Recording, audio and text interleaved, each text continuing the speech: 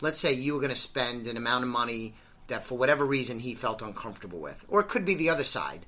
You wanted to buy, a jalopy and he didn't agree with that. So if he gives you feedback on that, it's your decision. Mm-hmm. But how much weight does that get? A lot.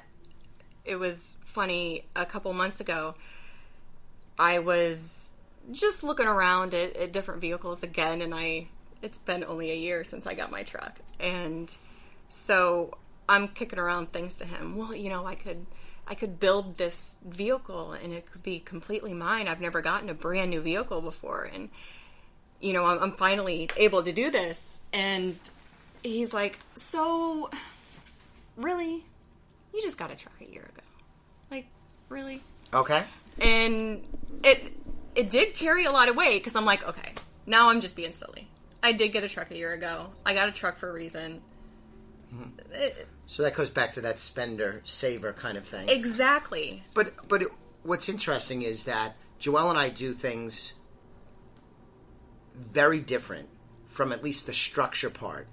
But at the same time, the communication that she and I have, the decision-making, is largely the same. Which, candidly, is a little bit surprising, because I only know the way that I've done it, and we've done it for so long, we don't know anything different. But, in just speaking with you, it does seem that because the communication is good, and you know your strengths and weaknesses, and you respect one another, and you know one of the strengths and weaknesses, that the decision-making process and where you end up is very, very similar to Joelle and I, even though we don't have separate accounts. So I think that's pretty neat. Well, it seems like it comes down to the communication and being able to trust each other. Not only with the other person's feedback on your decision, but trusting the other person to make appropriate financial decisions.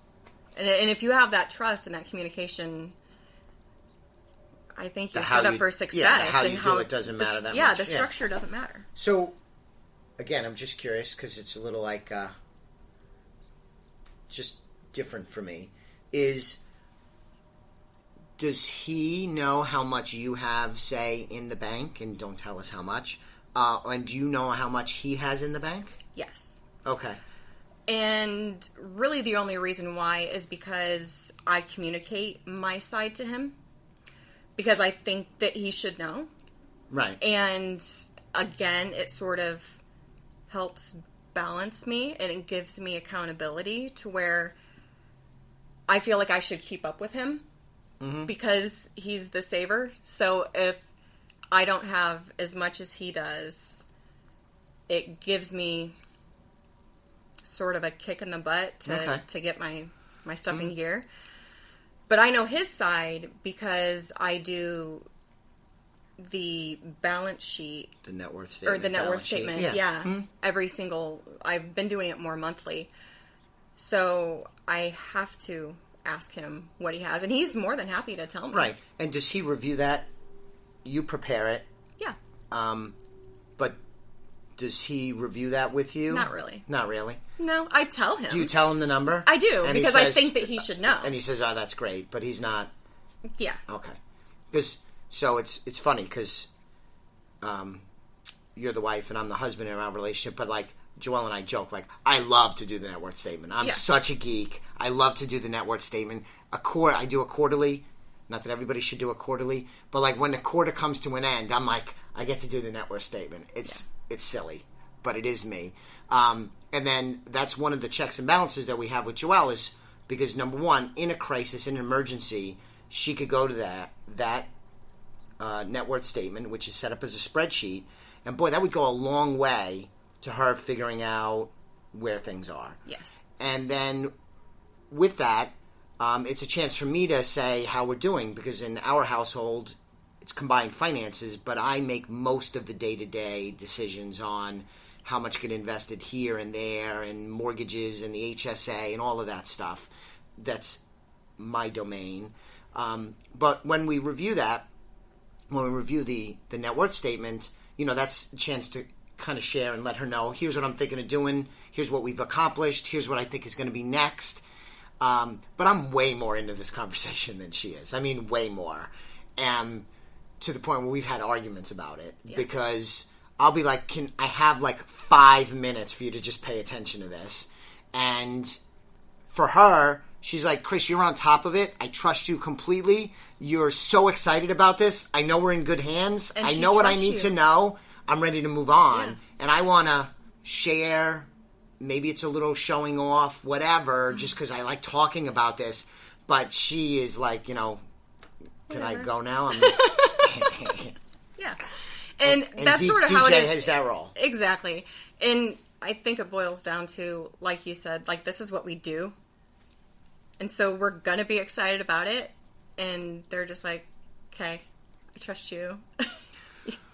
You've got this. So when you meet with, in your role as a financial advisor at LA Wealth Management, and whether you're doing the meeting on your own or you and I are doing it together, and we meet, let's say a younger couple, because older couples, it's a little bit different, but let's just say a younger couple, first time marriage, no children, traditional kind of setup. If they asked your advice, they said, listen, we're getting married, we're going to have children someday, we're starting to build our life together, what should we do? Should we do it Chris and Joelle's way? Should we do it your way and DJ's way? Or call the middle ground the mine, yours, ours model? What would you say to them? It's really a personal preference and what works for them and what they're comfortable with. I would definitely stress, no matter what decision you make, because it's not my decision, but it's your decision, and whatever choice you make, you have to communicate everything. That is the key to making everything work. Right. No secrets. Exactly. And, if somebody's better with like Joelle, she does the accounting and stuff like that. If somebody's better at something, definitely they should handle that part. If both people aren't really good at anything, they should probably work together on everything to figure it out. So it's really, preferences and who's comfortable with what, and maybe what they grew up with, what they know. Sure. Mm-hmm.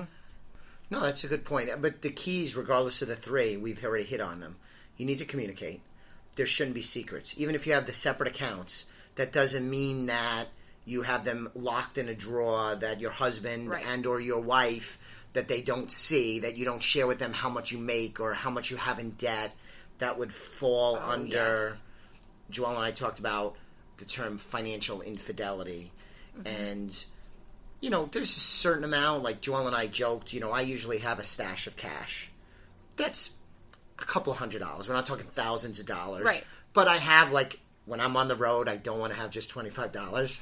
They have ATMs everywhere. They have ATMs everywhere. But also in a business setting, if I ever needed cash. So I usually have that amount of money. And she knows I have that money. She doesn't know how much it is. She doesn't need to know. Even at this point, she kind of knows where it is if she wanted it. But even if she didn't know about that and it was a couple $100, I don't think that's financial infidelity. I'm doing that as a convenience for things. And actually, most times with that cash, I didn't even say to her, that's what I'll use to buy gifts for her. Mm-hmm. Because she sees everything. Exactly, yeah. Because she sees the credit card and she breaks down all the numbers and we keep a tight tracking of all of that. It kind of sucks the romantic aspect of it if I buy her a gift and she sees it on the credit card before the gift comes, or I give her the gift and then later she says, oh, it was that much money. So I'll often use that money ultimately to pay cash just to keep it from being seen. And that might be even a little silly in and of itself. But to me, that's couples doing that's no big deal. Small potatoes. But there's couples that hide credit cards. Mm-hmm. That Joelle and I were talking, and we actually have to talk about this off air because we know of someone, I know of someone, and she knows them, where the wife has, I forget what it was, $40,000, $50,000, $60,000 bank account that the husband doesn't know about. because she doesn't agree with what they're doing money-wise and this, that, the other thing. What if something happens to her? I agree. And Joelle actually said, oh, I know somebody even that you also know that is doing the same thing, but in this instance it was the man. I might be reversing some of these numbers and stuff. But that's financial infidelity. Yeah, that's not crazy. healthy. That's not going to lead to good marriage success. And you're probably not going to win with money if you need to be hiding either assets or debts or your income or anything like that. So regardless of the three broad choices, you can't be keeping secrets. Right. So as we kind of wrap up, anything else you wanted to say about you fight about money a lot? We don't ever fight about money. And that's why we set it up the way we did. This is both our second marriage. And in our previous marriage, we combined money with our spouse. Oh, okay. And fought with our spouses all the time about money. In my case, my ex knew nothing about the finances. Let me handle the bills. Let me handle all the paychecks. Let me handle everything. And it crushed me when he would want to make a big purchase or something, and we wouldn't have the money, and I'd have to break that to him. But he had no idea because... Right, but then that's putting you in a position where you're the giver of the money and the giver of the joy. Right. And that's not fair for one party in a relationship to have that power, but also that pressure. Right. This is a team sport. Yeah. And because we fought and my husband fought with his ex about money, we made the decision when we got together, we're like, we're just going to keep it separate. And it works. And it works. Great.